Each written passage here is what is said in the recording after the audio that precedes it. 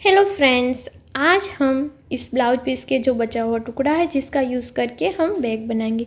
तो सबसे पहले यहाँ से 8 इंचेस का मार्क कर लेंगे और यहाँ से 12 इंचेस का मार्क कर लेंगे। 12 बाय 8 इंचेस के हमें 2 पीस कट कर लेने हैं। देखिए दोस्तों, ये ब्लाउज का अगर आप ब्लाउज या कुछ भी सिलते हैं तो ऐसे टुकड़े मिल जाएंगे या फिर साड़ी का भी यूज़ कर सकते हो। तो यहाँ पे मैंने नीचे शर्ट पीस का कपड़ा लिया है और सेंटर में फॉर्म लिया। इसे सिल के हमें सीधी लाइनें करके जोड़ लेना है, स्टिच कर लेना है। देखिए ऐसे हमें स्टिच कर लेना है। स्टिच करने के बाद हम इसे राउंड शेप दे देंगे। और हाँ दोस्तों, अगर आपके पास फॉर्म नहीं है तो कोई बात नहीं, आप राइस बैग या फिर बुकरम भी यूज़ कर सकती हैं। अब राउंड शेप देने के बाद अच्छे से फिनिशिंग देनी है और दोनों पार्ट को एक ही नाप से हमें कट कर लेना है। अब ऐसे 2 पार्ट मैंने कट किए हैं। देखिए इसका नाप इसी जो पार्ट है इसी के नाप से हमने कट किया है। और यहाँ से ये 8 इंचेस और यहाँ से है ये 12 इंचेस। अब ऊपर की ओर से हमें 2 इंचेस पे मार्क लगाना है और कट कर लेना है यहाँ से।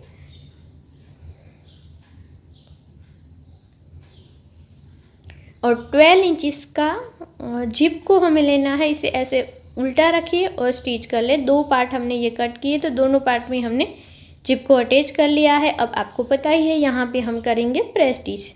प्रेस स्टिच करने के बाद ऊपर का जो पार्ट है उसे हमें लगाना है ऐसे और ऐसे सिल के जोड़ के उसके बाद यहाँ पे प्रेस स्टिच कर लेंगे। देखिए दोनों पार्ट हमारे रेडी हो गए। अब इसे ऐसे 4 बार फोल्ड कीजिए और ऐसे मार्क कर लीजिए। देखिए इस तरीके से हमें मार्क कर लेने हैं और ऐसे 2 पार्ट लेने हैं 5 बाय 16 इंचेस के। ऊपर की ओर से हमें ऐसे फोल्ड कर लेना है, देखिए इस तरीके से, और सिल लेना है। फोल्ड करने के बाद हमें ऐसे फिर से यहाँ पे इसे भी 4 बार फोल्ड करेंगे और मार्क कर लेंगे। देखिए इस तरीके से 3 मार्क हमें करने हैं। मार्क करने के बाद देखिए यहाँ पे हमें ऐसे रखने हैं और नीचे के पार्ट के और ऊपर के पार्ट के मार्क मिलाने हैं। जिसमें कपड़ा बचेगा उसका हमें ऐसे प्लेटें ले लेनी है और यहाँ से पूरे में सिलाई कर लेनी है। जहाँ पे हमने मार्क किया है वहाँ पे सेंटर में सीधी सिलाई करनी है ऐसे। तो पॉकेट बहुत सारे यहाँ पे पॉकेट बन जाएंगे देखिए। और दोनों पार्ट को हमें यहाँ पे ये जो हमारा बैक का मेन पार्ट है वहाँ पे रख के हमें यहाँ पे पूरे में सिल के जोड़ लेना है। अब जो एक्स्ट्रा है वो कट कर लेना है। कट करने के बाद हम हैंगर को बनाएंगे। तो हैंगर का नाप है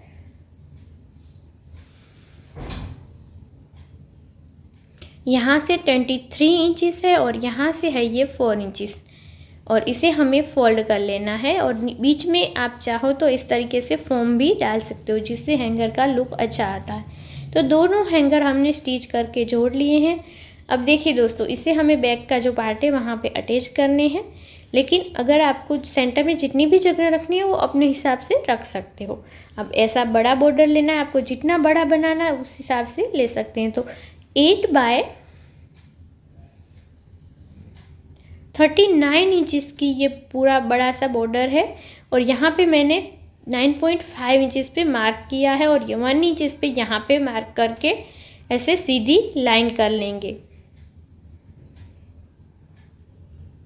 अब ये जो लाइन हमने की है वहाँ पे हमें कट कर लेना है। अगर आपको राउंड शेप रखना है तो देखिए यहाँ पे राउंड शेप रख सकते हैं, लेकिन मैं यहाँ पे स्क्वायर ही रखूँगी। कॉर्नर हम रखेंगे यहाँ पे क्योंकि जब हम यहाँ पे जिप अटैच करेंगे तो ऑटोमेटिक ये राउंड शेप हो जाएगा। अब हम जिप को लेंगे तो जिप का नाप हमें कैसे लेना है, जो नीचे हमने कट लगाया है उसी के नाप से ऐसे नाप लेते हुए लेना है यहाँ से यहाँ तक। देखिए अब इसे ऐसे खोल लीजिए। खोलने के बाद हम ऐसे उल्टा रखना है जिप को और सिलाई करनी है यहाँ से लेके यहाँ तक। देखिए दोनों पार्ट में हमने जिप को अटैच किया है। अब हम यहाँ पे प्रेस स्टिच कर लेंगे। प्रेस स्टिच करने के बाद जिप के अंदर हम रनर को डाल देंगे। देखिए यहाँ पे हमें अगर कुछ कपड़ा आगे पीछे हो जाता है तो कट कर सकते हैं। ऐसा कई बार हो सकता है कि नीचे का कपड़ा बढ़ जाता है और ऊपर का छोटा। जब हम जिप अटैच करते हैं तो आप नीचे का थोड़ा का ऊपर के नाप से कर सकते हैं। देखिए दोनों साइड हमने जिप को अटैच कर लिया है। अब यहाँ से हमें ऐसे स्टिच करके ऊपर की ओर से स्टिच करना है और पूरे राउंड में अटैच करना है। थोड़ा सा हमें खुला रखना है। देखिए इस तरीके से दोनों को जोड़ने के लिए अब हम इसे जोड़ लेंगे।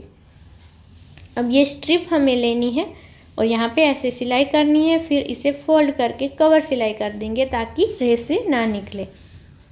अब हम ये जो खुला पार्ट है उसे भी जोड़ लिया है। अब दूसरा पार्ट भी हम यहाँ से कॉर्नर को पकड़ते हुए पूरे राउंड में सिलाई कर लेंगे। सिलाई करने के बाद यहाँ पे हम मैंने क्रॉस में कट करके पाइपिंग कट की है, जिसे हम ऐसे स्टिच करके जोड़ लेंगे। अब ऊपर की ओर से पाइपिंग को ऊपर लेना है और ऐसे फोल्ड करते हुए पूरे राउंड में स्टिच कर लेना है। देखिए दोनों साइड हमने स्टिच कर लिया है। अब हम इसे सीधा कर लेंगे।